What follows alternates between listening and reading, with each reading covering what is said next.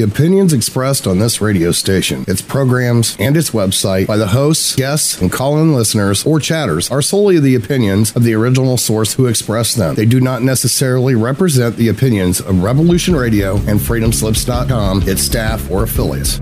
You're listening to Revolution Radio, FreedomSlips.com, 100% listener-supported radio, and now we return you to your host. You're back here live with me, Paul Stevenson, on Revolution Radio at FreedomSlips.com. Are you with me, Isaac? Yes, I am.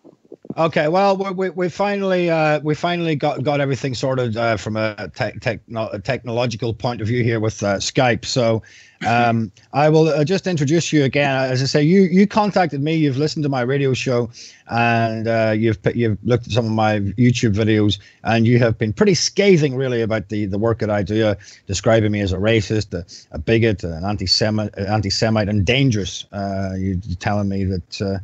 You will not allow what happened in Nazi Germany to repeat itself, and you've also sent me information about the ideology of Antifa and the big march coming up, which I've been reading. So, I think as we established, you're a member of the Antifa community, and you're also Jewish as well. Although Isaac Markenstein is not your real name, no? No, it's not. But my mother is Jewish. Your mother is Jewish, and your father's English, is he? Yes. Okay. Are you? Do you practice Judaism? Or are you a secular? Would you describe yourself as more secular? No, I definitely do follow the Jewish faith. All right. So you do follow the Jewish faith. Okay.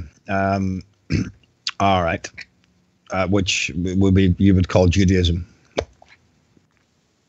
Or as I would describe as Talmudism.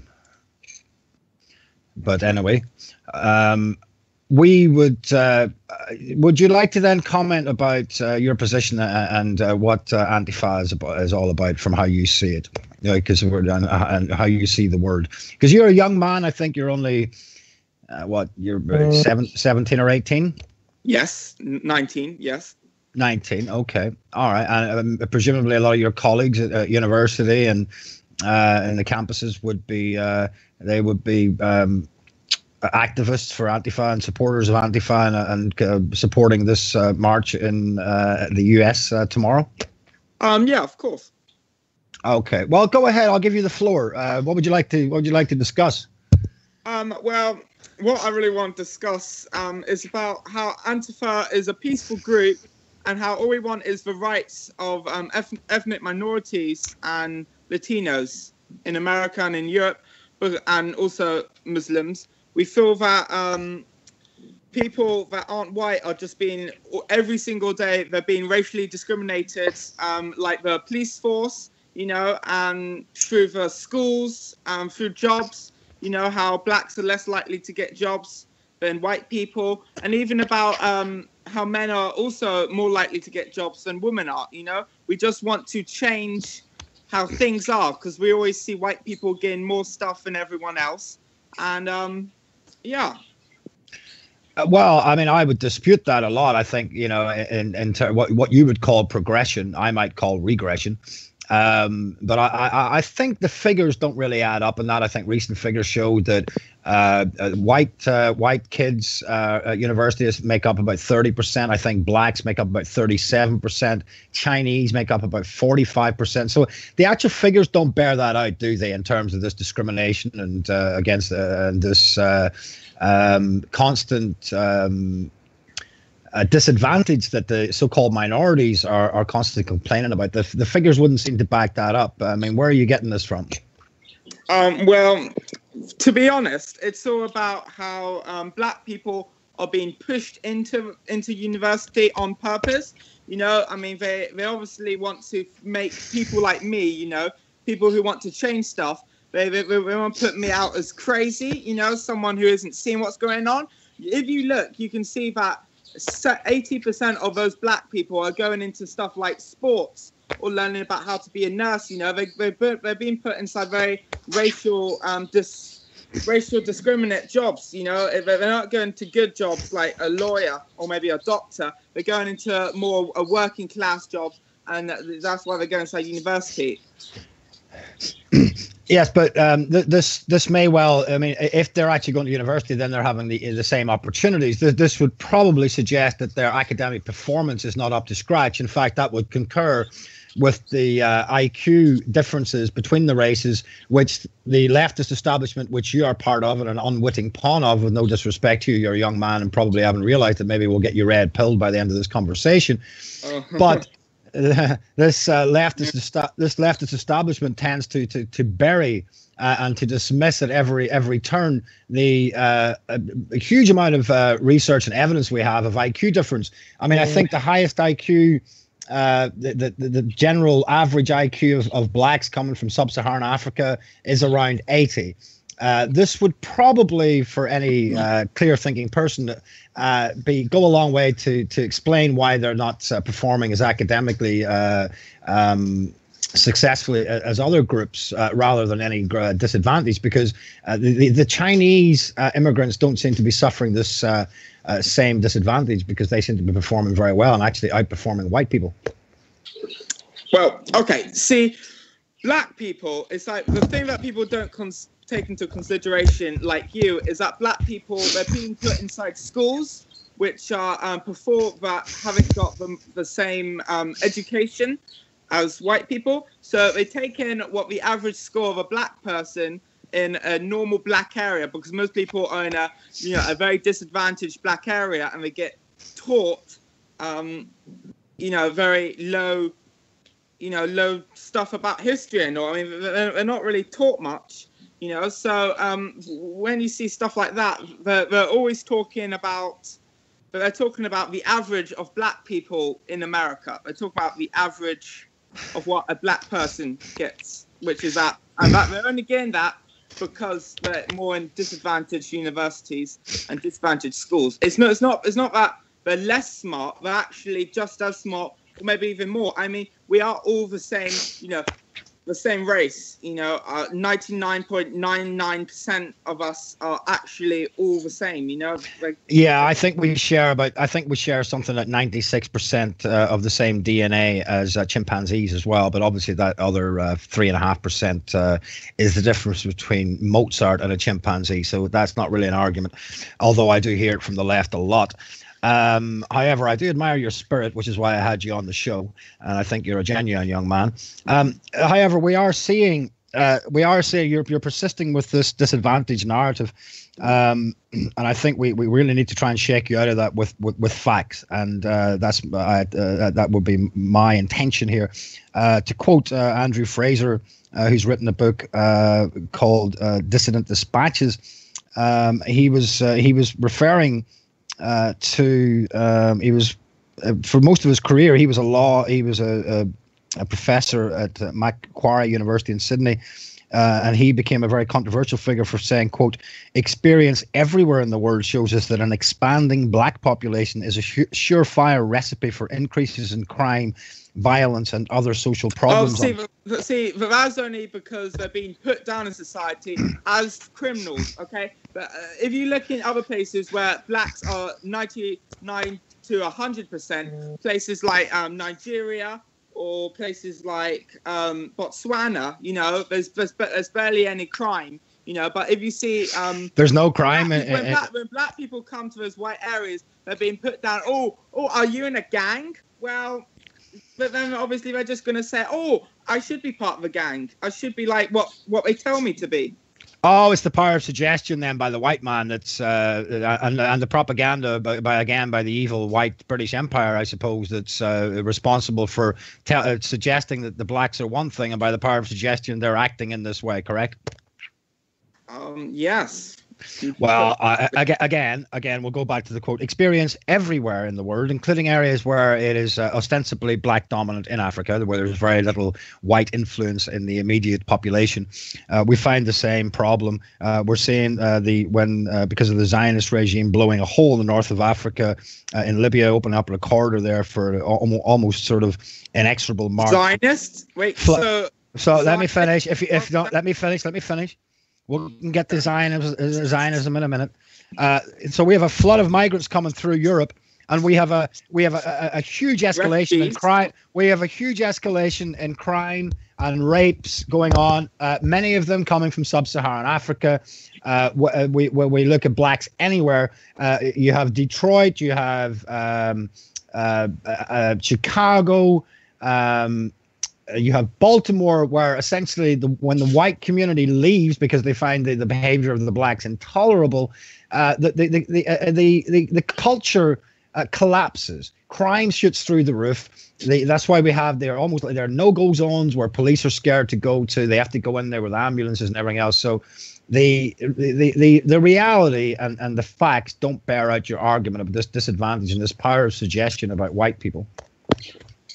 It actually does. If you want to hear some quotes, then did you know that black youth are twice as likely to be arrested for crimes in school as white kids? Okay, twice as likely. Okay, let's take them one at a time. Okay. Black kids are twice as likely to get arrested because they're twice as likely to commit crimes. And you're putting the cart before the horse here, young man. What's happening in the universities and the schools from where you're taught, and you've been taught what to think, not how to think, and what's happening is you're pulling these figures out as if they affirm your argument, when really it's a cart before the horse argument. If blacks are going to be twice as likely to be arrested, it's because they're probably twice as likely, and the figures will bear that out, to commit crimes. Okay. So what's your next point is? Well, what about something where they're not committing crimes? What about blacks and Hispanics are 3 times as likely to be searched than white drivers, even when they're not doing anything wrong? Well, that might suggest that there's some discrimination there, or it might suggest that one of two things: that the police actually have got good reason to suspect them, and that would be based on previous experience of them, and the figures would bear that out, in which case that would just be intelligent policing.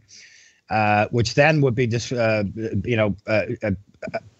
sort of put across as if it's a great injustice. When if you have a group of people who have a history and a pattern of committing crimes, then it's intelligent policing to suspect that group based on their past behavior. It's like suspecting if someone's been proven to be a liar. It is only intelligent and reasonable to suspect them when they're telling you anything, and to question that with unreasonable cynicism, because you've got history there. So I think that would probably cover that quite well. But you can. I guess you could say that. But what about all the times when the black people are doing nothing and cops walk up to them, they maybe insult them a tiny bit, and then they just shoot them? I don't think that actually happens. I think that the far Fernando left. Castile. I'm not familiar with that case, but I am familiar with a case in South London where there was a young boy who was being chased by the police, and he basically, I think he was suspected of having drugs, and you can see the CCTV footage where he put his hand to his mouth to take whatever he was taking. He was resisting arrest, which is a crime itself. And the policeman, actually, you could see, was trying to stop him from putting whatever it was in his mouth that he was putting in there. Later, this young man died, and the black community came out in arms. Black Lives Matter. No, the black community came out saying this was police brutality. He resisted arrest, and the policeman actually tried to stop him from taking whatever he took. Essentially, whether intentionally or otherwise, the guy committed suicide. He whatever he put in his mouth killed him. Well, that's a good excuse. That's really what they want to think, that but it's obviously that he was strangled. If you've seen the CCTV footage, I've seen the CCTV footage. He was not strangled. If you are resisting arrest, the police have within their rights to apply reasonable force to bring the suspect under restraint. And that's what was happening in the CCTV footage. The black people have, like they always do in the Black Lives Matter, notwithstanding there are fine, upstanding members of the black community, although they would tend to be from a generation past, it would seem. But they are up in arms about perceived crimes, and they are totally willfully ignorant of the behavior of the young black men who are committing crimes at way higher rates than any other males in their, in comparison to the other groups. So let's move on. Any other points? What have you called me? You've called me a bigot. Yes. I don't know where you're aware. Let's look at the dictionary version of a bigot. A bigot is a person who's intolerant towards those holding different opinions. Yeah. Let's see who's the bigot. This nightmare must end. This is the blog from the information you've sent me about the Antifa ideology and where you've come from. Everything about the information you've sent me here is basically intolerance towards anyone who disagrees with you, and we see this all the time when anyone disagrees with this far left establishment. It's censorship, it's shut down the argument, it's aggression, it's violence. You're shutting down racists, okay? No, you're shutting down. You're pirates, okay? And it's like, please don't shut down the pirates. The pirates have been really nice. No, we're trying to stop down haters, okay, and killers and people who attack black people. We're trying to make everyone safe. We're trying to make everyone included. No, this is obviously the paranoid worldview that you've unfortunately been allowed to be instilled into your little delicate minds, but it is not borne out in reality. You do not have any facts or figures to back up these claims that you're all about to perish at the hands of the evil white fascist nationalists. Everything about your. What about that? What about Las Vegas shooter? He was a white man, wasn't he? I'm sure he's a Trump supporter. First of all, I don't subscribe to anything from the mainstream narrative of these types of events. We don't know anything. It has been so vague. Who knows who did that shooting? Who knows who did it? But we do know who the victims were. White country and Western singers who would probably, or country and Western fans who would most likely be the type of people who support Donald Trump. So I would think that was probably, if I had to guess, it might even be one of your lot or an ISIS attack that killed those people. Now, back to this point, where you never know if this is the day when you will be snatched from a family and the life you have made, perhaps to be returned to a place you don't know, where you may face persecution or even death. Ostensibly, this sort of mindset is not borne out in reality, but borne out with paranoid schizophrenia that you would find in local mental institutions. But obviously, you people believe this, but I find it incredible. Okay, can I please say that, okay, these people are trying to run away from bombs, okay, which is done by America. They're trying to go away from bombs, okay, and they're trying to run away from like ISIS, okay, and then they try and seek refuge in countries like Europe, okay, which will help them, and they're being turned away. And if they try and get inside of the country illegally, okay, then they'd be pushed out and they'd be sent back to their country where they'll face more bombs and pretty much certain death. Okay, let me say this up front. I condemn the Zionist wars. I condemn the destruction and murder and displacement. Zionist, it's America, which is built on Christian values. It's not America. It is a Zionist clique that controls the Congress and the foreign policy of the United States, which through the media, doing it? Why is it America? Why can Israel do it if it's Zionist? Israel are a racially supremacist clique that don't even want their soldiers to go and die, so they send America and NATO soldiers to go and fight their wars. And by the way, if Israel was left to do it on its own and America withdrew from Israel, they will be crushed immediately if they were left. They're not fighting Syria, they're fighting Palestine. No, they have displaced the Palestinians, and they are using the most important element of their criminal syndicate in the media to drum up fake enemies and to drum up fear and paranoia, which your group suffers from through this media and infiltration of the academia by these same Jews, which your mother is one of them. You're probably a member of all sorts of Jewish organizations which push for immigration. My dad is Austrian, so. Well, your mother's a Jew, so I'm sure you'll be part of all sorts of Jewish organizations. And so that's actually anti-Semitic. The point is, these wars, whether it's America or whether it's Israel, it's ostensibly Israel controlling U.S. foreign policy through bribes and intimidation by organizations like AIPAC, which are basically a State Department in the U.S. and have bought and paid every member of Congress who have to sign a pledge of loyalty to Israel, so that the paranoid Israel can get rid of all his enemies in that area, and they are the ones that are bombing and causing the destruction of those people in the Middle East. Now, secondly, the facts and figures show that the majority of immigrants coming in fact, not refugees fleeing war, but are economic migrants coming from sub-Saharan Africa. We are not declared. There are no wars going on that I know of the type that have been actually, going on. there's many civil wars going on. And there's no, well, there's civil wars. That you can't blame the West and the evil white man for that. And we are not declaring war on Bangladesh, India. There's a civil war in England. We are not. The West is not bombing Bangladesh, India, Sri Lanka, Pakistan, where again we have a flood of human garbage coming in here. Wow. Okay. Oh, are you triggered? I don't know about that, but I don't think you should call our entire race of 1 billion people just human trash when white people is why they're supposedly human trash. Well, they're coming in here and they are raping our women. They are children are raping women. 1 in 5 child deaths in a borough of East London are caused by incest among the Pakistani community. It's a natural thing to them. It's disgusting and it's not consistent with Western culture. You do know that marrying your cousin is legal in England and America. Well, I don't even think marrying your cousin would cause the death. It might cause all sorts of problems, but this is probably actually familial incest. And so I don't mean to offend anyone by saying human garbage, but a lot of it, that's what's coming into the West from the third world. There's a reason that they come into the West.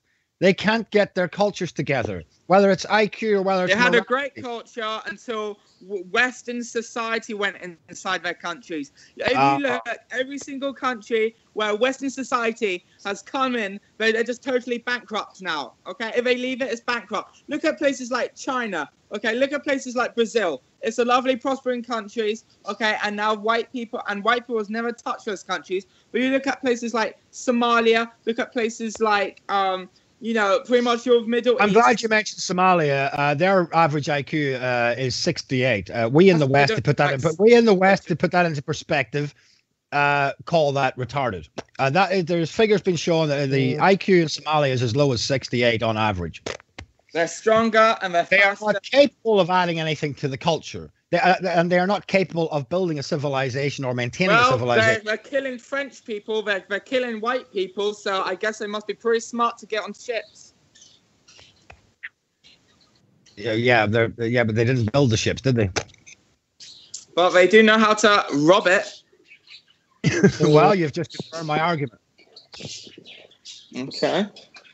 Anyway, let's talk a little bit more about the paranoid schizophrenic ideology of Antifa.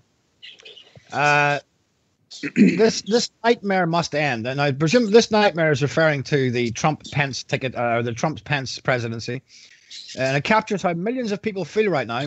This feeling is at times inchoate, and at others it enrages. It disturbs sleep. It dominates conversation.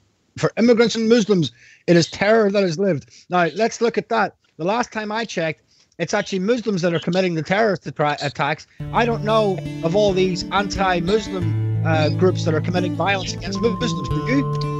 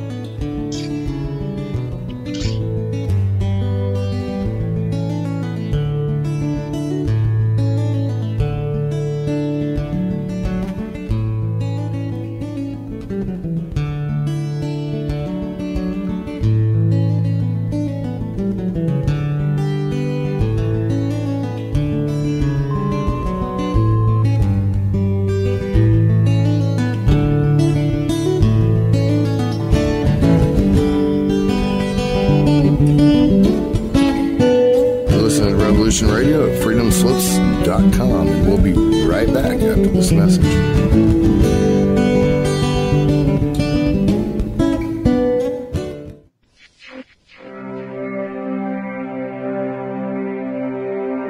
Most guys freeze. That's your cerebral cortex looking for an answer it doesn't have. See? Even your brain knows you're screwed. The body's filling with adrenaline right now, whether you know it or not. Your heart's beating fast. It's getting a little harder to breathe. The neurobiological system is telling it to run, but your knees are too weak to move. Fear is not real. The only place that fear can exist is in our thoughts of the future. It is a product of our imagination, causing us to fear things that do not at present and may not ever exist. That is near insanity. And do not misunderstand me. Danger is very real, but fear is a choice. We are all telling ourselves a story. You're listening to Revolution Radio at freedomslips.com. 100% listener-supported radio. Reporting the danger. Unafraid. Right here, where information never sleeps.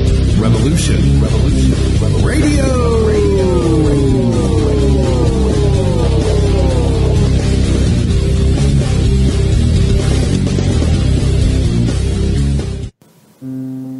We live in a world where children are most often unprotected and preyed upon in the most horrific ways. Children who grow up to tell their stories. It is time for the world to listen.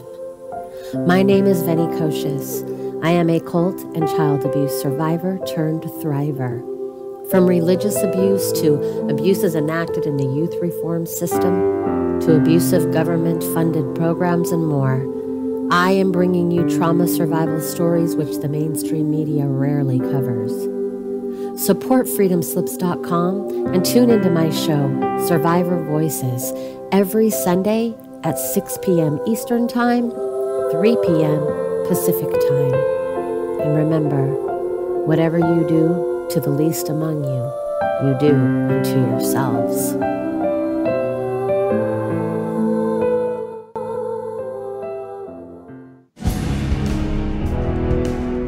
The Secret Society Revealed.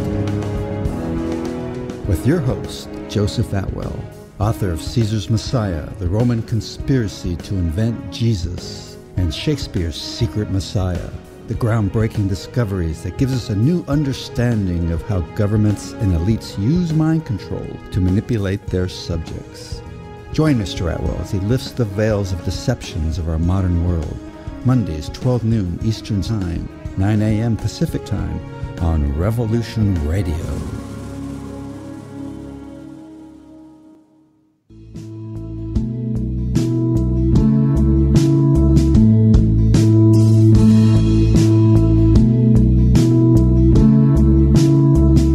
Is your data safe? Do you have the necessary information to assist you in confidently living through just about any survival situation?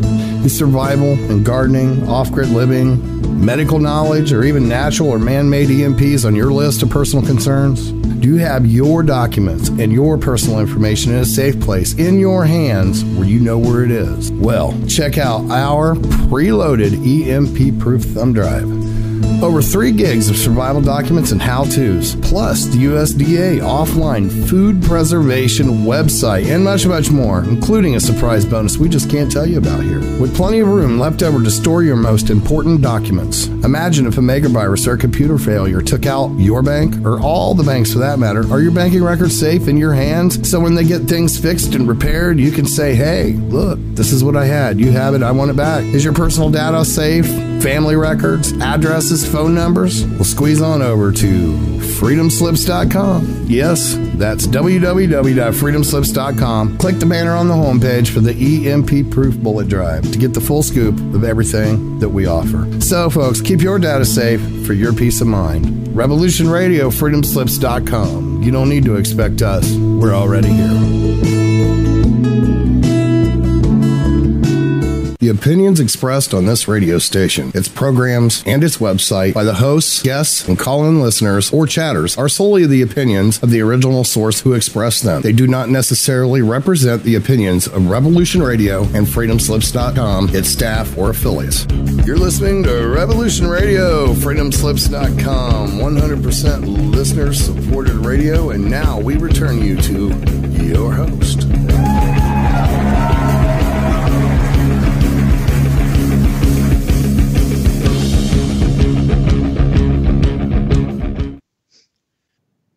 Hi, and welcome back to Revolution Radio. With me, Paul Stevenson, here live for the next half hour. I'm on Facebook at Paul Edward Stevenson. I have YouTube channel at it's just Paul Stevenson. Go and donate there if you want to if you like the work I do here in this show. It's a PayPal link at Stevenson_P5@sky.com. And also donate to Revolution Radio. There's a donate button on the homepage. We are 100% listener supported. Now, I am talking to young gentleman, presumably I think he's at university, Isaac Markenstein. He's a Jewish boy, and bring that up. Sorry? No, nothing. You don't have to bring it up. I don't know why. I wouldn't bring you up as a white man. Oh, okay. Well, it's just because your name is Isaac Markenstein. I mean, it's a crime to mention that you have Jewish descent. I'm sure they can get the gist of it. It doesn't really matter. Yeah, but the Antifa who you represent are constantly referring to us as white people. So why the double standard? No, that's okay. There is none. Just carry on, I guess. Nazi. Okay. Do you call me a Nazi? Well, you are really pushing the ideology of them. Yes. How am I pushing the ideology of a Nazi? What? By the way, what is a Nazi? A Nazi is it's a Nazi. Oh. Go ahead. It's a type of nationalist. It's someone who discriminates. Yeah. And obviously Hitler. Right, but it's a national socialist. I would consider myself a nationalist, but I'm not a socialist. You're a socialist, but you're a global socialist, citizen of nowhere, open borders, lovely idea. We're all the same. Let's have a wonderful time. Let's all get together and have peace. And you're basically like a mass personification of John Lennon's obscenely naive Imagine song. But if I can say I'm a nationalist and you're a socialist, then between us perhaps we're half Nazis. No.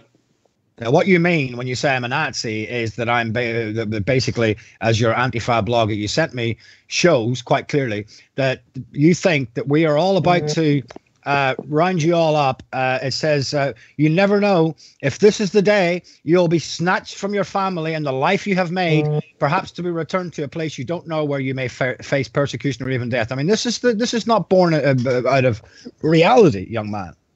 But we are talking about obviously Mexicans and Muslims, and it's happening every day.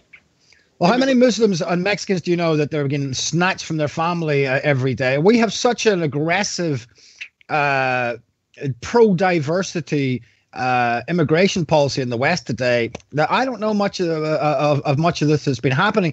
As much as it would be desirable to replace a lot of the Muslims and minorities in what was previously a white nation. It's not actually happening. Well, if you're talking about America, it's actually Native American, and of course Australia is from the black Aborigines. Well, what we have today as America and and what was established in 1776 has got absolutely nothing to do with a bunch of squabbling ancient tribes that were inhabited some of that land and that still exist today. So I mean, inhabited or raped. Well, however way you want to describe it, and how many centuries you want to go back, groups have displaced other groups right throughout history. and it's up to each group to protect itself. What I'm saying is that the America that was established, the United States of America, is established in 1776, was basically made up of white Europeans and was built on Protestant Christian principles, and the civilization was built. Sorry? Oh, nothing. But so was many countries which had their own rules and rights, and then people came along and destroyed them. But the point is, white people are the Western nations are white dominant and exclusively so. If we are breeded out in the West, we don't have an Africa to go to. We don't have an India to go to. We don't have billions of reserves or hundreds of millions of reserves. These people, these minorities are coming in here and they're having a lot more children than us. And they're race mixing with our people in our lands where we are exclusively dominant as a race. So it doesn't take a genius to work out that you diversity-loving, global socialist, spiritual, social justice warriors are not too concerned about maintaining the white race. But isn't it good if we're all just one race? You know, that's exactly what you want. You want one race. I want one type of counted as race. So blacks, white, you know, Chinese, all living together and call themselves one race. You know, no discrimination. I don't want one race. I want to preserve the white race and the other races. You want one race. You want white people. That is one race. I want our race to be preserved, and I want us to have I want us to have a homeland the same way as Indians do in India, and they are the majority there. The way blacks do in Africa, and they are the majority there. The way the Chinese do in China, and they are the majority there. It's only Europe and the Western nations that seems to be fair game for whoever wants to claim it. We don't have an Africa or a China to go to, or we don't have an Israel to go to. This is our land where we are white, where we are dominant and exclusively so. And if we are outbreeded and displaced here, not only will we become a persecuted minority, but ultimately we will be totally eradicated. And how is that justice? How is that fair?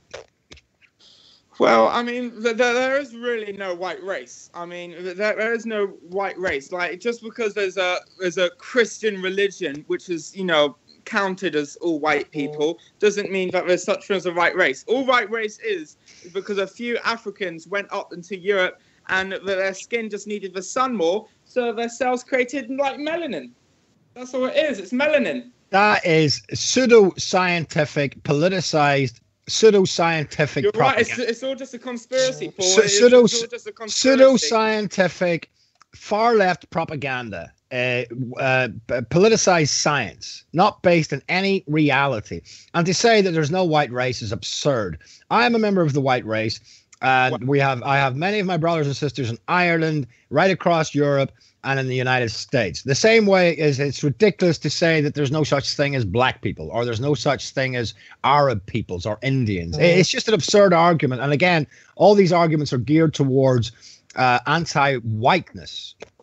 Well, okay, so if as you just said, all your brothers and sisters are all spread across Europe and America, well, that means there is no actual white race anymore, because it's the Irish race mixes in with the German race, mixes with the French race, and creates a type of white race splurge. There is no white race, I guess, anymore, you could say. Yes, there is, because those races are close enough in biology and genetics to be called the white race. We're talking about white Europeans. That has been disproven. No, we're talking about the European people, actually, and we're talking about scientists who said that. We are talking about the European peoples and the United States peoples, which have their ancestry from those European nations. That is just the reality of it. If you want to deny that and not want to live in reality, then fine. You may as well say there's no black people. There's no black race, because some of the Ethiopians have mixed with the Sudanese or the Congolese, and therefore there cannot be a black race, because you have different nations mixing with each other. If the Irish mix with the Polish or the Germans mix with the French, then that means that the white race doesn't actually exist according to your logic. Again, it's the same in Latin America. You could say if Argentinians mix with Brazilians, then there's no such thing as a Latino race. Yeah, I guess so. Yeah. Well, then be consistent then. I will be. Well, you're not being. And it's been a polite conversation so far, so let's try and keep it that way. Let's try and keep it that way. I guess so. I don't really want it to be like that, but I guess. Well, a lot of your Antifa people will be like it tomorrow when they get a chance, won't they? Want the one that will be smashing up people's shops and businesses. We're actually very peaceful. If I'm correct, I think Antifa have just been put on a terrorist category list. Yeah, because guess who makes that list? White people. And you know what they don't want? A revolution. They want to keep us down. Right. Okay. Yeah, of course. Nothing to do with your incessant violence and intimidation to anyone who happens to be stupid enough to get in your way. So anyway, back to the ideology here of the paranoid schizophrenic ideology. Millions of people agonize over every move of the regime, which is basically a democratically elected government, however flawed it may be. And they worry about the specter of worse to come. They feel trapped in the kind of nightmare from which you desperately need an escape. Yeah, you're trapped and suffering a nightmare, an imprisonment of your own minds. Desperately hoping to wake up so as to put the terror behind you, adding, quote, "This nightmare must end to our demand." Now, that sounds very democratic. It must end to our demand. Again, this sounds very authoritarian, but yet you're so worried about the fascists. People feel that somehow this must end and yearn for a way out. Refuse fascism is the hope and the way to drive the Trump-Pence regime from power. What people don't know and need to know is, quote, that they are the way out of the nightmare if they join together and act outside all the normal avenues. So basically, all the normal avenues would include crime, which is consistent with Antifa. That if they join together and act outside all the normal avenues that they expect society and government to provide for redress of their concerns, outside the ways that they would normally think of to act themselves for remedy, waiting for investigations, waiting for Democrats to act, thinking that Trump will implode, hoping for 2018 congregational elections, blah, blah, blah, blah, blah. Basically, Antifa are getting impatient for all this. We can't trust anybody. And we've basically got to take the law into our own hands and bring this regime, this democratically elected government, a.k.a. The regime, come what may, it would seem. And I suppose it's one of your chants. We want rid of Trump. When do we want it now? I suppose you'll have your little... We are fighting for freedom. I mean, as you can see, black people are every day they're being racially discriminated against, and we're trying to stop that. I mean, I think we've already heard this story about Chikazu. He had hair, you know. He had long hair, and it's part of his religious view, but it's been, you know, just slashed aside by people. You're talking about this young kid at a school in Fulham. So you have heard of it. A school which has had a set of principles which have stood for decades and beyond, and as part of their expected conditions to be met of the school uniform is not to have dreadlocks. And this young black fella, Chikazu, has had dreadlocks, and now he's been suspended from the school. And of course, in this politically correct charged environment where the minorities can always claim persecution and discrimination, they've got their voice shouting loud, and the human rights lawyers on the case to bully this school into more submission for the minorities to have everything their own way. Okay, please on a religion, and they claimed a religion that has long hair, referring to Samson in the Bible. I don't know of any other religion that bases its ethos and ideology on Samson having long hair, which wasn't even a literal example of anything. It was always meant to be symbolic, and they're basically using this, like the Muslims, using this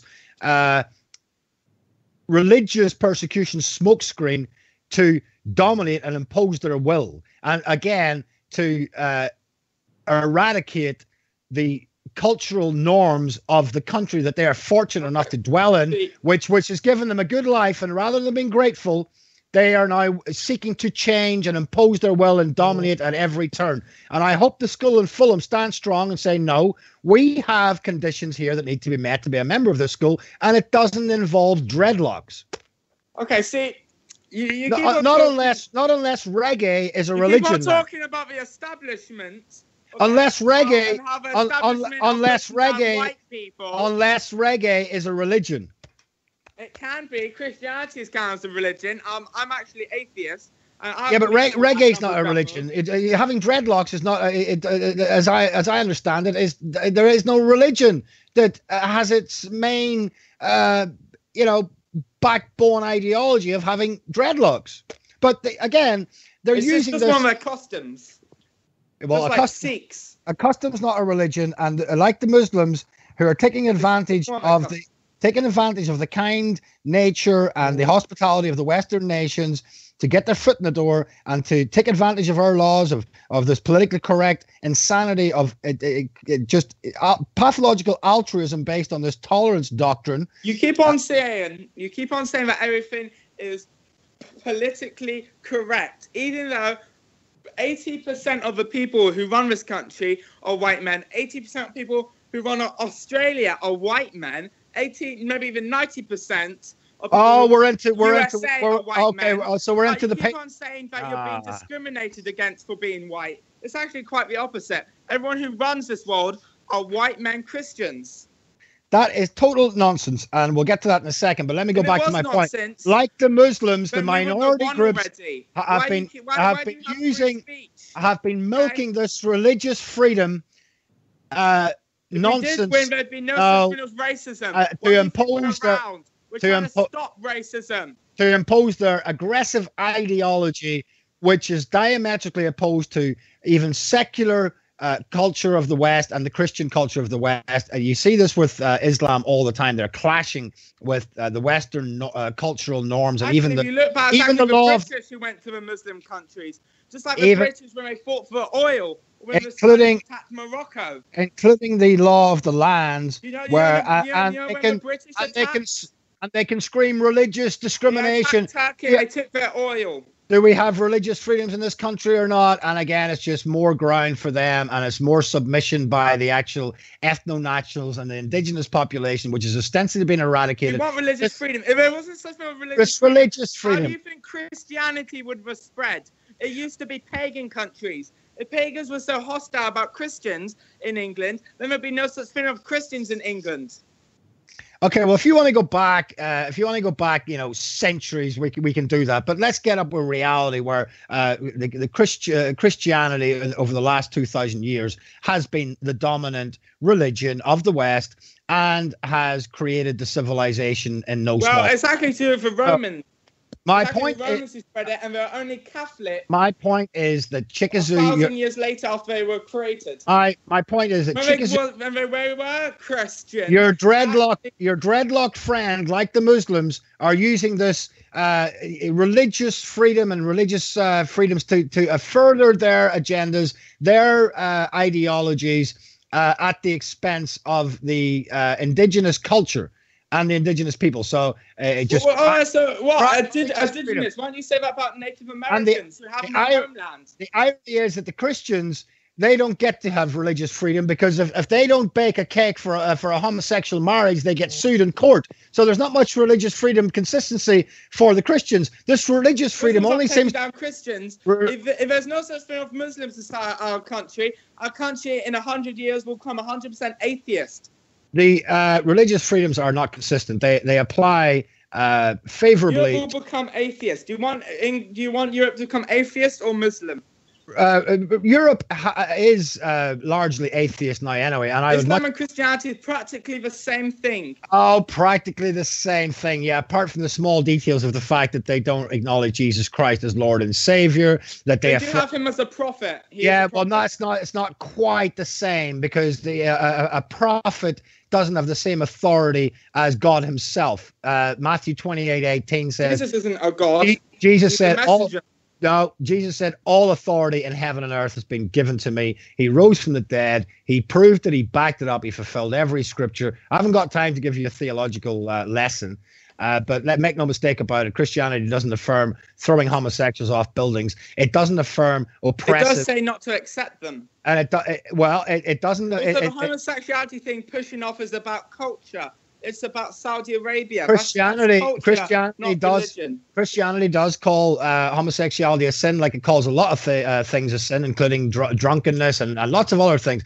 But it doesn't affirm oppressive measures to be taken by Muslim men or any man to overpower homosexuals and throw them off buildings and to impose their will and to beat women and stone women if they're caught in adultery, as abominable as and damaging as adultery is, all sorts of stuff. So spare me the similarities between Muslims and Christians. It's a bit like the analogy you used earlier about the DNA. Chimpanzees have about 96% similar DNA to human beings, but that 4% is a massive difference. It's a similar analogy you could use with, it's a great gracious one because the differences are much bigger between Christianity and Islam. Okay, so I'm actually gay myself, okay, if you haven't already told by me. And I've actually studied Islam. Well, if you're gay yourself, why are you supporting Islam, which would affirm throwing you off buildings and you're standing with your placard saying... Not a single Muslim has ever discriminated against me. Not a single Muslim. Now, I've been to America a lot. I actually live in Alabama. Yes, because you live in a little white, liberal, spoilt area with your Jewish mother. London isn't. It's actually very multicultural. You live in Richmond, I believe. That's a very liberal and predominantly white well-to-do, wealthy area, and you are not experiencing what it would be like to live under Sharia law as a gay man. Wow, Sharia law. Not every Muslim want that. It's about culture. Enough of them. We already have Sharia law courts in this country, and you, my friend, will be thrown off a high building if one comes to your neighborhood. Anyway. Okay. Perhaps we can talk again. Thanks yes, for your time. Will. At least you were brave enough, like the other parts, on the show. Yes, thank you very much, Paul. Thank you. All right. Bye-bye.